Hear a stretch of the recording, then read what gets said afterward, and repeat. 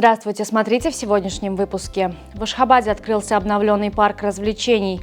В Туркменистане широко отметят Всемирный день велосипеда. Сердар Бердымухамедов присвоил почетные звания заслуженным ковровщицам страны и другие новости.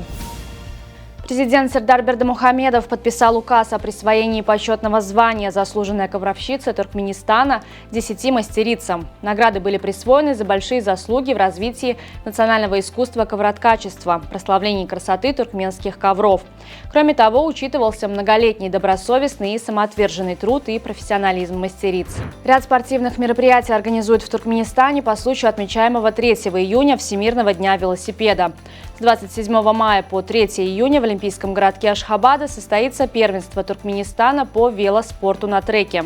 В период с 31 мая по 3 июня также намечен веломарафон протяженностью 335 километров с участием сборной команды страны по специальному маршруту на участке высокоскоростной автомагистрали Марыта-Джен-Ашхабад. А 3 июня в столице предусматривается организовать массовый велопробег. В Ашхабаде в честь Дня города открылся обновленный парк развлечений «Мир сказок Туркменбаши».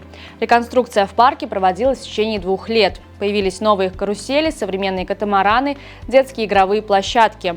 Для тех, кто постарше, восстановили гоночную трассу для картинга. Также в парке действует новый 20-метровый танцующий фонтан. Рядом расположен современный спортивный комплекс.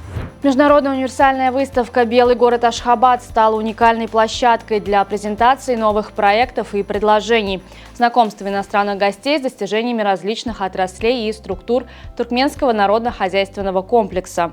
На форуме был предложен проект строительства высокоскоростной автодороги Сирах-Смары-Серхетабад. Трасса протяженностью около 450 километров представляет собой четырехполосную магистраль шириной 27,5 метров. В жилом массиве Чоганлы-Бахтерлыгского этапа города Ашхабада состоялись торжества по случаю открытия 136 новых двухэтажных домов. Новый жилой комплекс является зримым результатом успешно реализуемой в столице градостроительной программы, важнейшей составляющей которой выступает обеспечение горожан современным и доступным жильем. Вместо привычных конкурсов красоты, где корону получает обладательница идеальных пропорций, в Бельгии провели конкурс с другим фокусом. Здесь искали самую внутренне красивую женщину страны. Главными критериями в этом конкурсе стали бодипозитив, душевная красота и принятие себя. 60 участниц в возрасте от 23 до 64 лет прошли отборочные туры, где за 9 месяцев они учились любить себя, заботиться о себе и обретать уверенность. Аляйн из Объединенных Арабских Эмиратов одержал победу в финале Лиги чемпионов АФК, обыграв японский клуб Йокогама Маринос с общим счетом 6-3. Для Аляйна, которым руководит бывший игрок сборной Аргентины Эрнан Креспо, это вторая победа в Лиге чемпионов АФК и первая с 2003 года.